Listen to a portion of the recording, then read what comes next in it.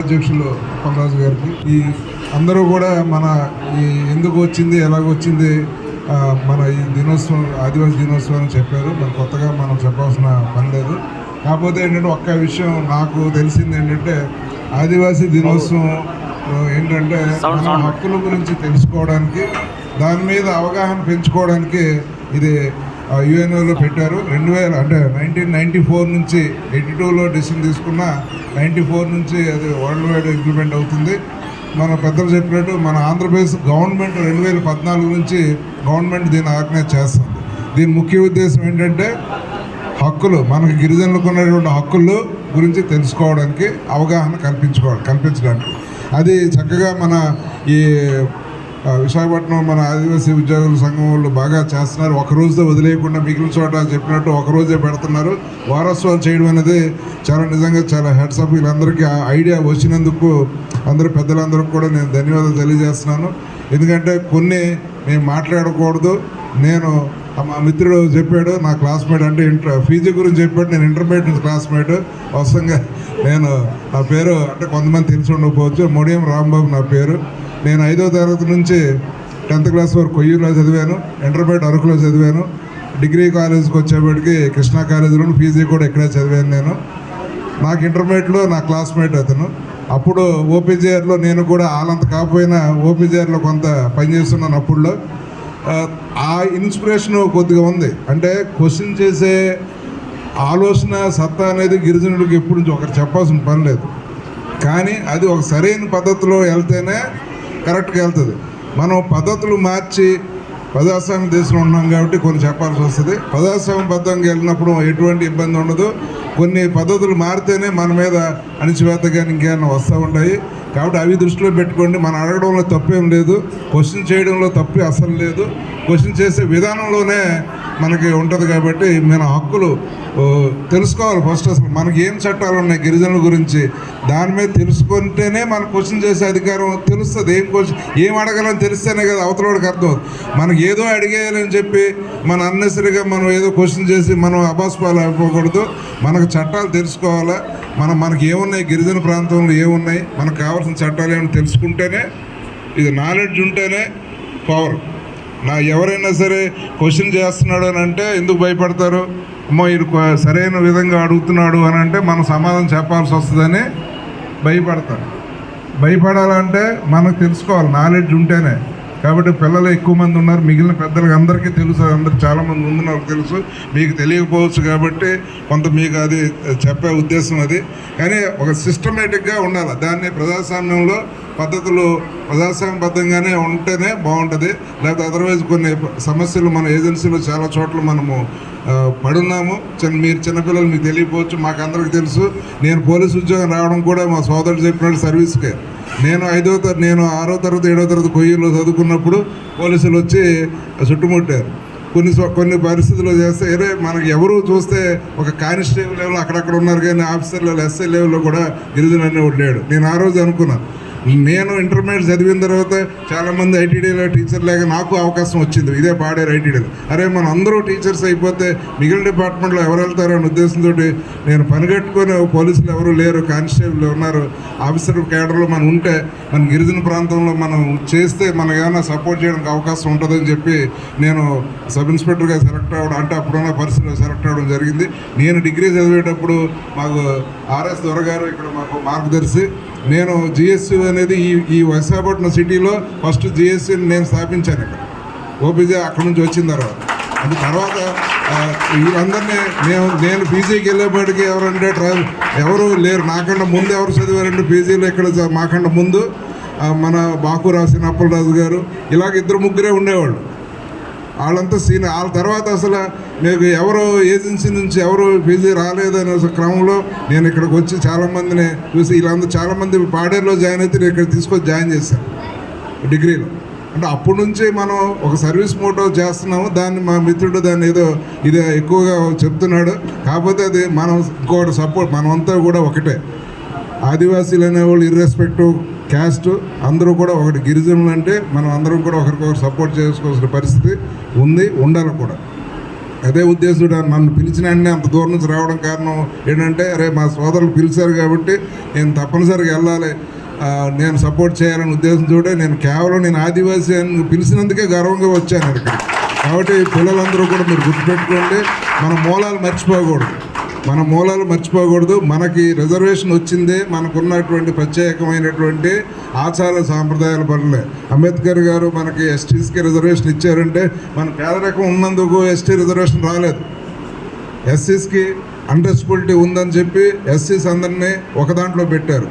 మనకి ఎక్కువ మంది తెగలు ఉన్నప్పుడు కూడా ప్రత్యేకమైన అంటే మిగిలిన భారతదేశంలో మిగిలిన జాతులతో పోలిస్తే ప్రత్యేకమైన ఆచార సాంప్రదాయాలు ఉన్నాయి కాబట్టి వాళ్ళందరినీ కలిపి ఎస్టీలో పెట్టమని అప్పుడు చెప్పడం జరిగింది. మిగిలిన బ్యాక్వర్డ్ ఆర్థికంగా వెనకబడి ఉన్న వాళ్ళందరినీ బీసీలో పెట్టడం తర్వాత జరిగింది అది. కాబట్టి మనకి దేని వలన వచ్చింది రిజర్వేషను? మన ఆచార సాంప్రదాయాల వలన. అవి కానీ మర్చిపోయారంటే మనం గిరిజనులుగా పనికిరాం. కాబట్టి మీరు ఏ స్థాయిలో అభివృద్ధి చెందినా సరే మన ఆచార సాంప్రదాయాలు మన కులానికి చాలా ఉన్న సబ్ కాస్ట్లు ఉండొచ్చు, కానీ ఆ సబ్ కాస్ట్ ఉన్నటువంటి ఆచార సాంప్రదాయాలు మాత్రం మర్చిపోకండి. మనం మిగిలిన ఆధునీకరణ నేర్చుకోవచ్చు, కానీ మన సాంప్రదాయాలను మర్చిపోకూడదు. అది మర్చిపోతే మనం అతి తక్కువ సమయంలో ఎస్టీస్ నుంచి కూడా తీసేయడానికి అవకాశం ఉంటుంది. ఎందుకంటే మిగిలిన వాళ్ళతో కలిసిపోతే ఇంక నీకేంటి అక్కడ ఐడెంటిఫికేషను? నీకున్న ఐడెంటిఫికేషన్ ఏంటంటే ఎస్టీ దేనికి ఇచ్చారు? నీకున్న ప్రత్యేకమైన ఆచార సాంప్రదాయం. కాబట్టి అవి మనం ఏదో ఈ ఉత్సవాలప్పుడో లేకపోతే ఎప్పుడో అది గుర్తు చేసుకోవడం కాదు, మనం మిగిలిన టైంలో కూడా అది పాటించాలని చెప్పి నేను అందరికీ రిక్వెస్ట్ చేస్తున్నాము. మన సోదరమణులు అంటే అందరూ పిల్లలందరూ కూడా నేను, ఎందుకంటే చాలామందికి మా జనరేషన్కి అందరికీ తెలుసు, నాకన్నా సీనియర్స్ ఉన్నారు, వీళ్ళందరికీ మా ఆచార సాంప్రదాయాలు తెలుసు, కానీ చాలామందికి తెలియదు. ఈ రోజుల్లో అంత మొబైల్ ఫోన్కి ఎడిక్ట్ అయిపోయి చాలామంది రీల్స్ కానీ దానికని చెప్పి ఎడిక్ట్ అయ్యి ఇది చేస్తున్నారు. కాబట్టి వారిని జోరు పడకండి. మన తల్లిదండ్రులు ఎంత కష్టపడి ఈ స్థాయికి వచ్చారు. ఇప్పుడు నేను ఒక ఎంప్లాయీ కొడుకుని కాబట్టి నాకు కొంత వెసులుబాటు ఉంది, కానీ చాలామంది ఈరోజు కూడా చాలా కష్టంతో కూడుకొని చేస్తున్నారు. అది వైజాగ్ ఇంత దూరం మీరు చదువుకుంటున్నారని దాన్ని మిస్యూజ్ చేయకుండా కాన్సన్ట్రేషన్ అంతా చదువు మీదే పెట్టాలా. చదువుకుంటేనే నాలెడ్జ్ ఉంటేనే మనకి ఎక్కడైనా సరే ఇది ఉంటుంది. రేపొద్దున జీవో నెంబర్ 3 లేకపోయినా రిజర్వేషన్ లేకపోయినా మనం బతకగలగాలంటే మనకి నాలెడ్జ్ ఉండాలి, చదువుకోవాలి, చదువుతో పాటు నాలెడ్జ్ ఉండాలి. ఇవన్నీ ఉంటే అప్పుడు మేము వచ్చేది తక్కువ, లేకపోయినా మేము తేగలము అనేటువంటి ఆత్మవిశ్వాసం మనలో రావాలి. అది ఎప్పుడు వస్తుందంటే మన మీద మనకు నమ్మకం ఎప్పుడు వస్తుందంటే మన దగ్గర నాలెడ్జ్ ఉన్నప్పుడే వస్తుంది. కాబట్టి పిల్లలకి అందరికి కూడా నా తాలూకు రిక్వెస్ట్ ఏంటంటే కంపల్సరిగా మీరు చదువు మీద దృష్టి పెట్టండి, ఈ చట్టాలు తెలుసుకోవడం వల్ల నష్టమేం లేదు, లాభమే. మనకి ఏం జరుగుతుందో సొసైటీని తెలుసుకోవచ్చు, మన సొసైటీకి ఏమి మనం హెల్ప్ చేయగలుగుతాం అనేది మనకు నాలెడ్జ్ ఉంటేనే మనం చేయగలుగుతాం. కాబట్టి మరి మీరు బయటికి ఇళ్ళకెళ్ళి కూడా అరే ఈ చట్టం ఉంది, ఈ రకంగా ఉంది, మనం హెల్ప్ చేయడానికి అవకాశం ఉంటుంది, ఇలా చేయాలా, ఇలా ఎందుకు చేయలేదు అని అడగడానికి ఉంటుంది. కాబట్టి అవన్నీ తెలుసుకోవాలా. మన మిత్రుడు సోదరుడు చెప్పినట్టు భారత రాజ్యాంగం అనేది పక్కాగా మనం అందరం కూడా చదువుకోవాలి. అదే మనకి అన్ని భగవద్గీత, బైబిల్, ఖురాను అంతా కూడా రాజ్యాంగమే. రాజ్యాంగం కల్పించిన హక్కులు మనం తెలుసుకుంటే మనకి ఏం అడగాలి, ఏం చేయాలి అనేది తెలుసుకుంటాం. మిగిలినవన్నీ తర్వాత చదువుకోవచ్చు. ఫస్ట్ అంబేద్కర్ గారు ఆధ్వర్యంలో రచించబడినటువంటి రాజ్యాంగాన్ని కానీ మనం చదువుకోగలిగితే, దాని మీద పట్టుగా ఉంటే మనకి ఏం చేయాలా, ఏం చేయకూడదు అనేది మనకు తెలుస్తుంది. కాబట్టి అందరికీ అది నేను రిక్వెస్ట్ చేస్తున్నాను. అది ఏ చదివినా సరే, ఇందాక మన రామారావు గారు చెప్పారు, ఎవరు అంటే చాలామంది అసలు మెరైన్ ఇంజనీర్స్ గట్రా ఎవరు లేరు, దానివల్ల పోస్ట్ మిగిలిపోతున్నాయి. ఎంతోమంది ఇప్పుడు గవర్నమెంట్ నుంచి చదువుతున్నారు. అందుకే నేను రిక్వెస్ట్ చేస్తున్నాను మన సంఘం తరఫున, ఎంప్లాయీస్ తరఫున ఇలాంటి కెరీర్ గైడెన్స్ కొద్దిగా చెప్తూ ఉంటే, ఎందుకంటే చాలా ఎక్స్పర్ట్స్ ఉన్నారు, చాలా నాలెడ్జ్ ఉన్నవాళ్ళు ఉన్నారు. వీళ్ళని పెట్టుకొని అప్పుడప్పుడు మనం ఏదైనా కాలేజ్కి కానీ అకేషన్స్ వచ్చినప్పుడు, కాలేజ్కి స్కూల్స్కి గట్రా వెళ్ళినప్పుడు ఏం చదివితే మనకి ఏ జాబ్ వస్తుంది అనేది కెరీర్ గైడెన్స్ అనేది మనకి తెలుసుకోగలిగితే, అరే ఈ పోస్టులు అందరూ ఇంజనీరింగ్ ఒకే గ్రూప్ చదివితే అక్కడ పోస్టులు ఉండవు. అందరూ ఏం చేస్తున్నారు ఇప్పుడు అంతా సిఎస్సి అంటున్నారు. సిఎస్సి ఈరోజు పేపర్లో పడింది. సిఎస్సిలోకి వస్తే నేను చాలామంది చూశాను, 8,000కి 10,000కి కూడా ఇంజనీరింగ్ వాళ్ళు పనిచేసే పరిస్థితి వస్తుంది. కోర్ డిపార్ట్మెంట్ కూడా వదలకూడదు. మీరు ఏదైనా సరే ఏం చదివినా మీరు దాని మీద ఇంట్రెస్ట్తో చదవాలి. మీరు ఇంజనీరింగ్ చదవచ్చు, BA చదవచ్చు, బీకామ్ చదవచ్చు. ఆ సబ్జెక్ట్ మీద మనకి గ్రిప్ తెచ్చుకుంటేనే మనం ముందుకెళ్తాం. నువ్వు ఇంజనీరింగ్ చదివావు, MBBS చదివావు, నీకు సబ్జెక్ట్ మీద గ్రిప్ లేకపోతే MBBS చదివినా వేస్ట్. చాలామంది డాక్టర్స్ ఖాళీగా పోస్టులు లేకుండా ఉంటున్నారు. అలాగని MBBS చదివితే మరి పెద్ద చదివే కదా రావాలి కదా. నాలెడ్జ్ ఇప్పుడు కొంతమందికే చాలా హాస్పిటల్ చూడండి, కొద్దిమంది దగ్గరే ఎక్కువగా ఇది ఉంటుంది, అంటే ఓపీ ఉంటుంది. చాలామంది దగ్గరే వెళ్ళరు. ఎందుకు మనం అక్కడికి ఎందుకు వెళ్తామో, అక్కడ నాలెడ్జ్ తోటి అతను మనం తగ్గిస్తాడు.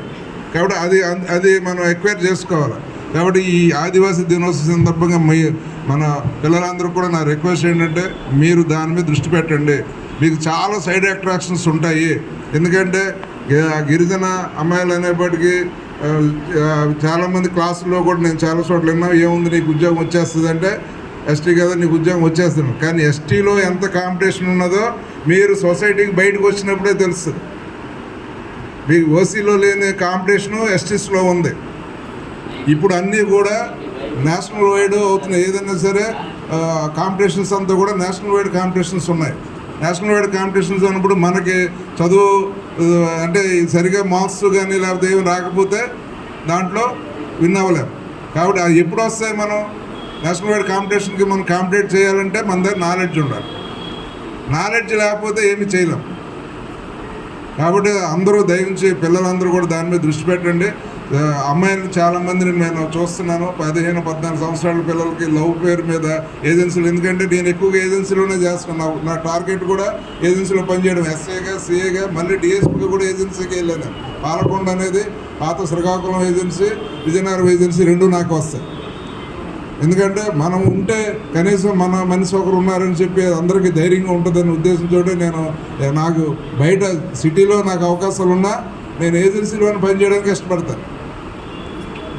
నాకున్న పర్పస్ ఏంటి, మన వాళ్ళకి హెల్ప్ చేయాలని ఆలోచన.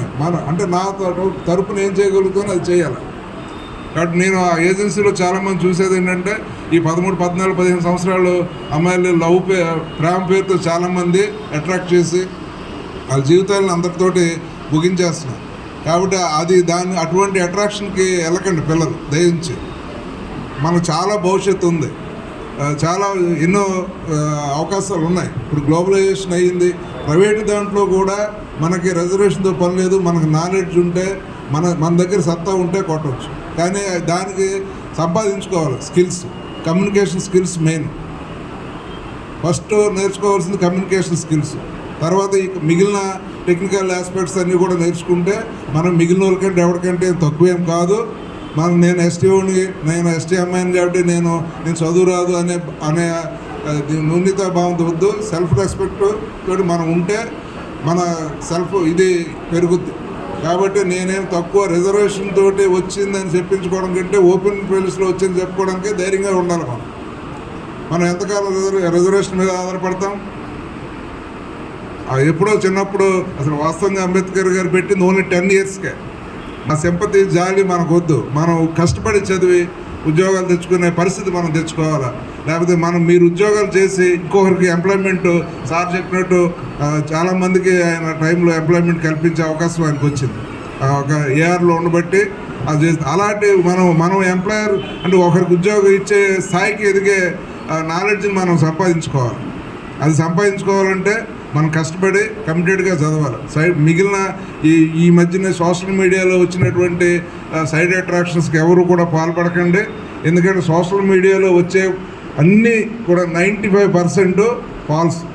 సోషల్ మీడియాలో వచ్చిన దాన్ని మీరు కన్ఫర్మ్ ఫ్యాక్ట్ చెక్ అని చెప్పి గవర్నమెంట్ వెబ్సైట్స్ కూడా ఉన్నాయి. దాంట్లో చెక్ చేసుకున్న తర్వాత మాత్రమే మీరు చూడండి. 95% అవి ఫాల్స్. ఏదన్నా మీరు అవి చూసుకొని ఏదో అయిపోతుందని చెప్పి కాకుండా మనం అర్థం చేసుకుంటే మంచిది. అసలు ఈ చదువు అయ్యే వరకు ఈ ఫోన్లకు కానీ దీనికి కానీ వెళ్ళకుండా ఉంటే ఇంకా మంచిది. చాలామంది పిల్లలు, నేను విలేజ్ విజిట్స్కి వెళ్ళినప్పుడు మన గిరిజన గ్రామాల్లో చాలామంది పిల్లలు దీనికి అలవాటు పడిపోయారు. వీడియో గేమ్స్కి దానివల్ల మనం ఒక డిజార్డర్ అనేది వస్తుంది. గతంలో ఏంటంటే అదొక ఫ్యాషన్గా ఏదో సరదాగా మొదలెట్టింది, అదొక డిజార్డర్ లాగా అయిపోయి మనం ఎందుకు పనికి రాకుండా ఒక మానసిక పరిస్థితి పాడైపోయిన పరిస్థితికి వస్తుంది. కాబట్టి దయవుంచి మీరు మీ బ్రదర్స్కి కానీ అన్నదమ్ములకి ఎవరికి కిందకి వెళ్ళినప్పుడు చెప్పండి, ఫోన్ మనం ఎంత అవసరమో అంతే వాడుకోవాలా. అవసరం ఫోన్ వల్ల ఉపయోగం ఉంది లేదని కాదు. మన సొసైటీ మన ఫోన్ ఉంటే ప్రపంచంలో ఏం జరుగుతుందో మనం తెలుసుకోవచ్చు. మనం నాలెడ్జ్ తెలుసుకున్నంత వరకే చూడాలా, దాన్ని వేరే రకంగా వాడకుండా ఉంటే అది బాగుంటుంది. మనల్ని నమ్ముకున్న మన తల్లిదండ్రులకి, మన మీద ఎన్నో ఆశలు పెట్టుకున్న మన తల్లిదండ్రులకి అందరికి కూడా మనం న్యాయం చేసినట్టు ఉంటుంది. కాబట్టి పిల్లలందరికీ కూడా నేను అది గుర్తు చేస్తున్నాను. ఎందుకంటే అందరూ ఆదివాసీ గురించే చెప్తున్నారు. మరి నేను మిగిలిన ఒక పోలీస్ ఆఫీసర్గా నేను మిగిలిన విషయాలు కూడా సొసైటీలో జరిగినవి చెప్పాలా. ఎందుకంటే మీరు అందరూ చెప్పినవి విన్నారు, కానీ ఈ పాయింట్స్ కూడా నేను సొసైటీలో ఎక్కువగా అంటే పోలీసుకే తెలుస్తుంది ఆ రుగ్మతలు ఏమున్నాయి అనేది మిగిలిన అన్ని డిపార్ట్మెంట్లు తెలియకపోవచ్చు. కాబట్టి అది దృష్టిలో పెట్టుకొని చాలామంది ఈ మధ్యకాలంలో మన బదనాం చేస్తున్నారు, ఏది గంజాయి చెప్పి. మనము ఆ జోలికి వెళ్లకుండా ఉండాలా. వారి ఏజెన్సీలో ఇక్కడెక్కడో ఒరిస్సాలో దొరికితే అరకు పాడేరులో దొరుకుతుందని చెప్పే పరిస్థితి వస్తుంది. నాకు తెలిసి అప్పుడెప్పుడో ఉందేమో, మరి ఇప్పుడు అయితే అది కూడా ఎక్కడ దొరుకుతా లేదని నేను అనుకుంటున్నాను. దొరుకుతుంది ఎక్కడన్నా అమ్మాయిలు 90% తగ్గింది. అటువంటి జోలికి వెళ్ళకూడదు. మనము అంటే మనం తీసుకుంటే మన ఆరోగ్యం పాడవుద్ది, మన ఆరోగ్యం పాడినట్టు ఇంకోటి తీసుకున్న ఆరోగ్యం పాడవుద్ది. ఎవరైనా సరే మన భారతీయులే కదా, మనం నష్టపోయేది యూత్. ఎందుకంటే భారతదేశంలో యువత ఎక్కువ, మిగిలిన దేశాలతో పోలిస్తే మన దేశంలోనే యూత్ ఎక్కువ. పొటెన్షియల్ యూత్ అనేది మన దగ్గరే ఉంది, దానివల్ల నష్టము జరుగుతుంది. కాబట్టి అటువంటి ఎక్కడైనా మీరు ఉంటే దాని జోలికి వెళ్ళకొద్దని చెప్పి చెప్పాల్సిందిగా, అంటే ఒక గిరిజనుడిగా ఒక పోలీస్ ఆఫీసర్గా రెండు రకాలుగా నేను చెప్తున్నాను. ఒక సోదరుడిగా చెప్పారని అనుకోండి, దాని జోలికి వెళ్ళొద్దు. ఆయనకు ప్రభుత్వం కూడా ఈ మధ్యన డ్రగ్స్ వద్దు బ్రో అని చెప్పి ఒక కార్యక్రమం పెట్టింది. దాన్ని దృష్టిలో పెట్టుకొని అటువంటి జోలికి వెళ్ళొద్దు అని చెప్పి ఎవరైనా పిల్లలు వెనకాల మగపిల్లలు గట్రా ఉన్నారు, అనవసరంగా ట్రాన్స్పోర్టర్స్గా ఇరుక్కుపోతున్నారు మనోళ్ళు. 500-1000 రూపాయలకి తీసుకొచ్చి నువ్వు అక్కడ దింపే నేను ఇస్తానని చెప్పి అంటే ఇది తీసుకొస్తాడు. మధ్యలో పోలీసులకి దొరికిపోతే అసలైనోడు కొనేవాడు మొదట చేసినోడు దొరుకుతా లేదు, మధ్యలో ఈ ట్రాన్స్పోర్టర్స్ దొరికిపోతున్నారు. వాళ్ళు ఎవరంటే అమాయక గిరిజనులే. అది ఎందుకు మనం 1000 రూపాయలకి 500కి ఎందుకు వాళ్ళు కేసులు పడాలి? ఒక NDPS కేసులో ఈరోజు CJలో చూస్తే అంతా గిరిజనులే ఎక్కువ మంది ఉన్నారు. వీళ్ళందరూ కూడా ట్రాన్స్పోర్ట్ చేసే దీంట్లో దొరికిన వాళ్ళే. కాబట్టి అటువంటి జోలికి వెళ్లకుండా మనం ఉంటే మన యువత ఇప్పుడు మీరు ఈ గ్రామాల్లో చూస్తుంటారు, మన ఏజెన్సీలో 100 సంవత్సరాలు ఉన్నవాడు కూడా చక్కగా వ్యవసాయం చేసుకొని పని చేసుకొని జీవించగలుగుతారు. కానీ అదే దిగువ ఏరియాలో ఎవరైనా ఒక 60 సంవత్సరాలు అయితే కీళ్ళ నొప్పులు ఆ నొప్పులు అని చెప్పి పనికి చేయకుండా ఉంటారు. కానీ అదే పరిస్థితి ఇప్పుడు ఏజెన్సీలో కూడా వస్తుంది. కాబట్టి అందరూ దానికి డ్రగ్స్కి కానీ గంజాయికి కానీ దూరంగా ఉండాలని చెప్పి నేను ఈ ఆదివాసీ దినోత్సవం సందర్భంగా మన మీద చెడ్డ పేరు వస్తుంది. అది నా బాధ అంతా కూడా. మనమే ఏదో వరల్డ్ మొత్తం సప్లై చేస్తున్నాం అన్నట్టు మనకు ఆపాదిస్తున్నారు. అది మన పాత్ర కాదు. అది మన వ్యవసాయము ప్రపంచంలో వ్యవసాయం ఫస్ట్ కనిపెట్టింది గదబలు. మీరు చరిత్ర చదివితే గదబలు ఫస్ట్ వ్యవసాయం చేశారని. గదబ అంటే ఒక ట్రైబల్ సెక్టర్. అది ప్రపంచానికి వ్యవసాయానికి దీన్ని పెట్టిన ఒక గదబ ట్రైబల్ అతను. కాబట్టి ఎన్నో మన చరిత్రలు ఉన్నాయి. మూలవాసులు ఇంకా అంటే టైం అయిపోతుంది కదా చెప్పడానికి చాలామంది ఉన్నారు. ఇది చాలా చరిత్ర ఉంది. అవన్నీ మీరు తెలుసుకోవాలి. మీరు తెలుసుకుంటేనే మనం మీ అంతటి మీరు ఎలాగ ఉండగలుగుతారు, మిగిలిన వాళ్ళకి ఎలాగ మనం సపోర్ట్ చేయగలుగుతాం, మన సాటి గిరిజనుని ఎలాగ మనం తీసుకొని పైకి వెళ్ళగలుగుతాం, అభివృద్ధి చెందగలుగుతాం అనేది ఇవన్నీ జరగాలంటే మనం చదువుకోవాలి. ఫస్ట్ నాలెడ్జ్ ఉంటుంది. చదువు అంటే నార్మల్గా చదువుకోవడం వేరు, దాని మీద ఒక గ్రిప్ పెంచుకోవడం వేరు. కాబట్టి అవన్నీ బాగా చదివి గ్రిప్ తెచ్చుకొని మన సొసైటీకి, ఆదివాసీ సొసైటీకి ఇప్పుడు మన పెద్దలు ఎంతమంది మన గురించి పనిచేయడానికి ఉన్నారు. వాళ్ళ తరఫున ఆ తర్వాత మేము జనరేషన్ యాక్చువల్గా నేను క్యాడర్ బట్టి ఇక్కడ కూర్చున్నాను. కానీ వీళ్ళందరూ కూడా నాకంటే చాలా సీనియర్సు, చాలా అనుభవం అవుతున్నారు. వాళ్ళు పడిన కష్టాలు తోటి ఇంతవరకు వచ్చారు. ఇప్పుడున్న పిల్లలు చాలామందికి కష్టాలు తెలియదు. నేను డిగ్రీ కాలేజీలో ఇక్కడ చదివినప్పుడు భోజనం మీకు చాలా బాగుందేమో, మేము చదువుకునేటువంటి పక్క తోసుకొని తినేవాళ్ళ పరిస్థితి. ఏంటంటే చూసారో మీకు మళ్ళీ చెప్పవలసిన లేదు సార్ అని వీడియో తీస్తున్నారు కాబట్టి నేను అన్నీ చెప్పను. కాబట్టి అలాంటి పరిస్థితి నుంచి మీకు చాలా ఫెసిలిటీస్ ఇప్పుడు ఉన్నాయి కాబట్టి మీరు మరింత మాకంటే ఎక్కువ ఎదగాలి. మీరు ఇప్పుడు నేను ఈ రోజుకి అంటే డైరెక్ట్గా సబ్ ఇన్స్పెక్టర్ సెలెక్ట్ అయ్యి ఈ రోజుకి నేను ఒక డిఎస్పీ అయ్యాను. కానీ మీరందరూ మాకంటే పై స్థాయికి వెళ్ళాలి. ఎన్నో పోస్టులు ఖాళీగా ఉన్నాయి, అంటే అర్హులు లేక ఖాళీగా ఉన్నాయి. అంటే అర్హత లేదా అంటే మనలో అందరికీ అర్హత ఉంది, కానీ నువ్వు ఎలాగ దాన్ని అప్రోచ్ అవ్వాలి, ఎలా చదువుకోవాలి అనే టెక్నిక్ తెలియకపోవడం వల్ల ఉండిపోతున్నారు చాలామంది. నువ్వు ఎలా సివిల్స్ అనేది పెద్ద బ్రహ్మ విద్య ఏం కాదు అది, కానీ దాన్ని ఎలాగ చదువుకోవాలి, ఎలా రాయాలి, ఎక్కువ నాలెడ్జ్ ఉన్నంత మాత్రాన సరిపోదు. ఉన్న నాలెడ్జ్ని 10 పేజీలను 1 పేజీలో రాయగలగాలి. సివిల్స్లో సెలెక్ట్ అవ్వాలంటే నీకు ఉన్న నాలెడ్జ్ మొత్తం కూడా 1 పేజీలో రాయగలిగేటట్టు నువ్వు ఉంటే అప్పుడు దానికి సెలక్షన్ అవుతారు. కాబట్టి ఇన్ని వేల మంది లక్షల మంది ఫిల్టర్ చేస్తున్నారంటే నాలెడ్జ్ సెలెక్ట్ అయినోడు తెలివి తక్కువని సెలెక్ట్ అయినోడు తెలివైనోడు అని కాదు. అక్కడ మన ప్రజెంటేషన్ ముఖ్యం. మన ప్రజెంటేషన్ ముఖ్యం అంటే మనకి ఆ సబ్జెక్ట్ తెలియాలి. కాబట్టి ఆ సబ్జెక్ట్ మీద గ్రిప్ తెచ్చుకొని మనం చదివితే అందరికీ బాగుంటుంది. కాబట్టి చాలామంది టైం కాలాతీతమైంది, ఎక్కువ చెప్పకూడదు అని మరి అనుకోని కూడా నేను ఎక్కువ చెప్పాల్సి వస్తుంది. కొన్ని ఇష్యూస్ పోలీస్ పరంగా అంటే నేను చూస్తున్నాను కాబట్టి కొద్ది బాధతో చెప్తున్నాము. కాబట్టి అందరూ కూడా దాని జోలికి వెళ్ళొద్దు అని చెప్తున్నాను. సైడ్ అట్రాక్షన్స్కి మెయిన్ ముఖ్యంగా అమ్మాయిలు మిమ్మల్ని లవ్ ట్రాప్లో దింపి మీ తాలూకా భవిష్యత్తుని పాడవుతాడు, మీరు మీ జీవితాలు కూడా పాడవుతాయి. కాబట్టి అటువంటి జోలికి మీరు చదువుకొని అంత ఒక స్థాయికి వచ్చిన తర్వాత అవన్నీ తర్వాత మీ ఇష్టము.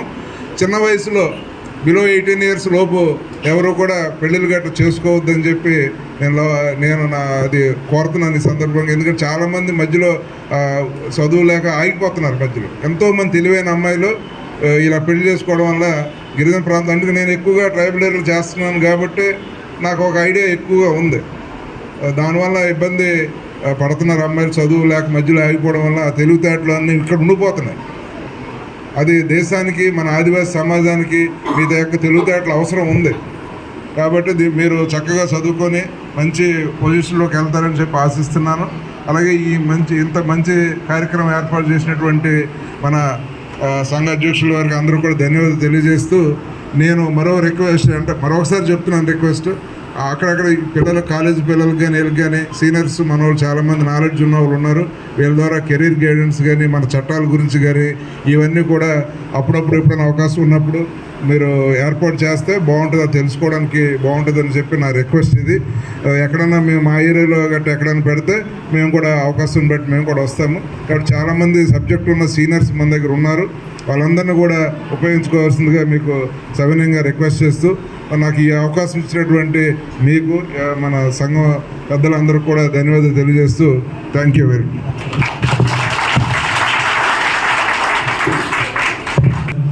చాలా విలువైన విషయాలు చెప్పారు. బట్ ఇది టైం సరిపోక మీ దగ్గర నుంచి ఇన్ఫర్మేషన్ తీసుకోలేకపోయాం. బట్ ఒక వ్యాస్ట్ సబ్జెక్ట్ ఉంది, అది బట్ అదే ప్రాక్టికల్గా మనం ఫేస్ చేస్తే ఇంకా బయటకు వస్తుందండి. లిటరల్లీ కాదు కానీ మీరు ఎందుకంటే కింద స్థాయి నుంచి స్ట్రగుల్స్ అన్నీ ఫేస్ చేస్తుంటే ఒక మంచి పొజిషన్కి వెళ్ళారు. డెఫినెట్లీ మీకున్న అచీవ్మెంట్ వేరే ఉండదు. డెఫినెట్లీ నెక్స్ట్ టైము ఖచ్చితంగా ఎంప్లాయీస్ కాకుండా స్టూడెంట్స్ని మోటివేట్ చేసి ఒక సెషన్ కండక్ట్ చేసినప్పుడు మీలాంటి మంచి వ్యక్తుల్ని తీసుకొచ్చి వాళ్ళతో ఇంటరాక్ట్ చేయిస్తాము. అది మా బాధ్యత కూడా ఉద్యోగులుగా.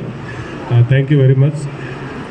ఇకపోతే అందరూ మాట్లాడారు కాబట్టి స్టూడెంట్స్ అందరూ మీరు ఒక్క డిసిప్లిన్గా ఇస్తూ రిటైర్ అయిన వ్యక్తులు కొంతమంది ఉన్నారు.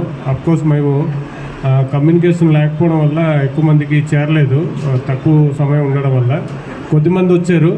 మీరంతా డిసిప్లిన్గా ఉంటే కొన్ని నిమిషాల్లో ముగించేసి మనం ఈ ప్రోగ్రామ్ కంక్లూడ్ చేసుకుందాం. Chief guest on the dais and of the dais and my dear friends, a very good evening to one and all. My name is Sirisha from second hostel. I am from Srikakulam at Palkonda. Okay. ఆదివాసీ దినోత్సవం గురించి మన chief guest చాలా చెప్పారు. నేను కూడా చాలానే నేర్చుకున్నాను. నాకు తెలిసింది చాలా చిన్న సముద్రం ఇంత డ్రాప్ అయితే వాళ్ళు చెప్పిన దాంట్లో కొద్దిగానే నేర్చుకోగలిగాను. I'm very happy to attend this program and I want to say one thing to every students and my dear friends. అదొక స్టోరీ ఇప్పటికీ ఇప్పుడు మన ట్రైబ్స్ ఉన్నారు, డెవలప్మెంట్ అయ్యారు, కాకపోతే నాట్ ఓవరాల్. జస్ట్ డెవలప్ అయ్యారంటే డెవలప్ అయ్యారు. ఇంకా సొసైటీలో చూసుకుంటే మనం ఇంకా బ్యాక్వర్డ్లోనే ఉన్నాం, రైట్? మనం కూడా from my side A kind suggestion to all ఒక స్టోరీ రూపంలో చెప్తాను మీ అందరికీ. ఒకరోజు ఒక ర్యాట్ ఎలుక ఉన్నదా రోడ్డు పైన వెళ్తుంటుంది. దాన్ని ఒక క్యాట్ చూస్తుంది. క్యాట్ చూసి చూస్తుంది. ఇంకా ర్యాట్ని చూస్తే క్యాట్ ఊరుకుంటుందా? వెంటనే దాన్ని ఫాలో చేసేస్తే ఇంకా అది ఆ ర్యాట్ గమనించేసి అమ్మో క్యాట్ వస్తుంది అని అలర్ట్ అయిపోయి అలా వెళ్తుంటుంది. ఇంకా ఫాస్ట్కి వెళ్తుంది. ఇంకా క్యాట్ కూడా నెక్స్ట్ ఫాస్ట్ ఇంకా అలా పెంచుతుంది. ఇంకా ర్యాట్ ఏమో రన్ చేస్తుంది, ఇంకా క్యాట్ కూడా రన్ చేస్తుంది. ఇంకా అలా పరిగెడుతూనే ఉంటాయి. Rat first cat next, rat first cat next, rat first cat next, అలా పరిగెడుతూనే ఉంటాయి. అయితే ఒక ప్లేస్లో ఏంటవుతుందంటే ఆ ర్యాట్కి ఒక హోల్ కనిపిస్తుంది, కలుగు. అయితే ఏం చేస్తుంది? అక్కడికి వెళ్ళి దూరేస్తే అప్పుడు క్యాట్ ఉంటుంది ఇక్కడ నుంచి బయట నుంచి ఉంటుంది కదా, అలా నిల్చొని ఉంటే చూస్తుంటుంది వస్తుందేమో అని. అది రాదు కదా, ఇంకా దానికి తెలిసి ప్రమాదం ఉందని తెలిసాక ఇంకెందుకు వస్తుంది? అది లోపలే ఉంది, ఇది అడుగుతుంది. అప్పుడు అంటది క్యాట్ అంటది, all of you listen my words, am I audible guys? Back side. ఆ క్యాట్ అంటది, రెడ్ బ్రదర్ నీకన్నా నేను సైజులో పెద్దదాన్ని, ఆ తెలివిలో కూడా నీకన్నా ఎక్కువే. అంటే తన గురించి తను గొప్ప చెప్పుకోవాలి కదా. నేను తెలివిలో కూడా గొప్పదాన్ని, అలాగే నీకన్నా ఫాస్ట్గా రన్ చేస్తున్నాను, కానీ నిన్ను క్యాచ్ చేయలేకపోయాను, వై అని అడుగుతుంది. వింటున్నారా? నిన్ను క్యాచ్ చేయలేకపోతున్నాను వై అంటే అప్పుడు ర్యాట్ అంటది, క్యాట్ బ్రదర్ నిజమే, నువ్వు నాకన్నా సైజులో పెద్దదానివి, తెలివిగలదానివి అన్నీ ఒప్పుకుంటాను, రైట్. కాకపోతే ఇక్కడ నువ్వు చేసిన పని ఏంటంటే నువ్వు నీ ఫుడ్ కోసం పరిగెడుతున్నావు, నేను నా లైఫ్ కోసం పరిగెడుతున్నాను అంటది. Are you got this point guys? Yes. I want to say one thing, that is the persons who fought for their life, they will definitely win. Not today, but one day.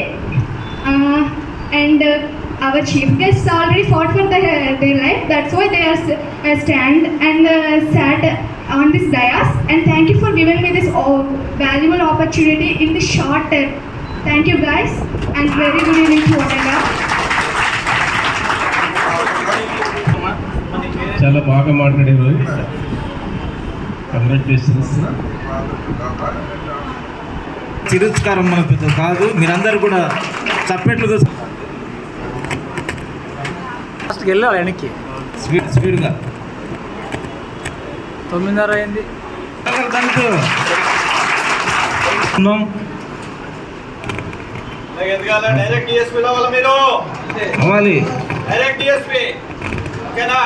చేసినటువంటి పెద్దలు వీరేశలింగం గారు కూడా మన సంఘం తరపున సత్కరించుకుంటున్నాం. పెద్దలందరూ కూడా భాగస్వాములై సత్కరించాల్సిందిగా మనవి చేస్తున్నాం.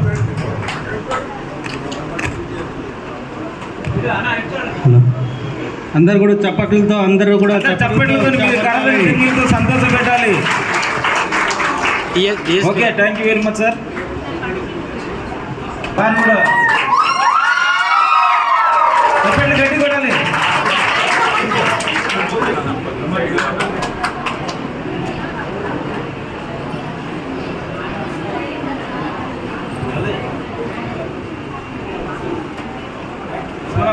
జూనియర్ ఇంజనీర్గా ఈస్ట్ కోస్ట్ రైల్వే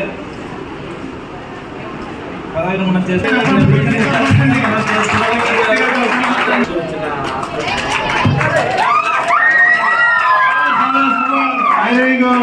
ఓకే మీరు సంతోషం వదలలేనిది.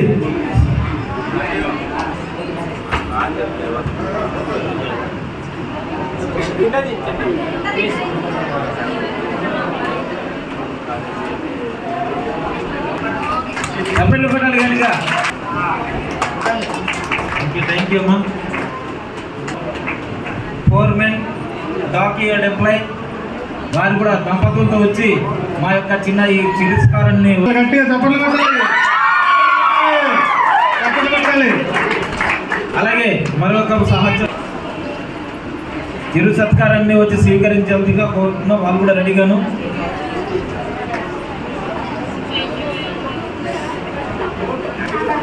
సైడ్ సైడ్ సైడ్ రావాలి కొంచెం పెడల్ పెడల్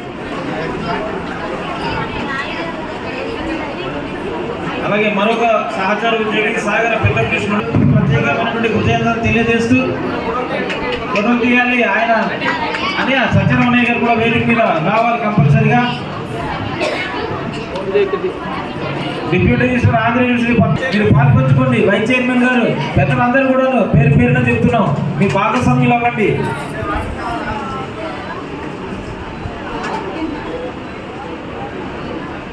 కనీసం రిటైర్ అయిపోయిన ఎంప్లాయీస్ ఉన్నారు, కానీ ఇంకొక ముఖ్య తల్లి వచ్చింది ఇక్కడ. ఇది ఒక శుభ సందర్భమని నేను భావిస్తున్నాను. ఎందుకంటే ఆమె కన్నది కాబట్టి ఈరోజు ఇక్కడ సంఘానికి ప్రెసిడెంట్ అయిన ఒక అమ్మ వచ్చింది. కాబట్టి ఈ సందర్భంగా ఆమె పిలిచి మనం సత్కరించుకోవాలని చెప్పేసి మనం అనుకుంటున్నాము. మన తమ్ముడు అప్పలరాజు తమ్ముడు వాళ్ళు అమ్మగారు వచ్చి ఉన్నారు. రామయ్యగా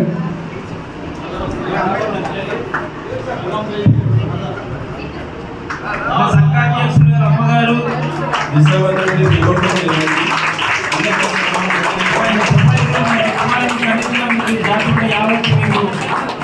అభినందిస్తున్నామా. భాగస్వామ్య ఈ యొక్క సత్కారాన్ని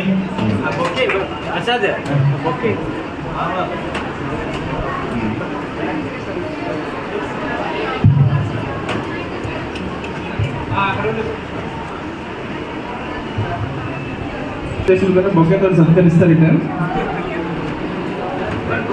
చాలా సంతోషం తల్లి ఈరోజు రావడం కూడా మాకు. ఎందుకంటే అది మేము సెలవు రావడం కాబట్టి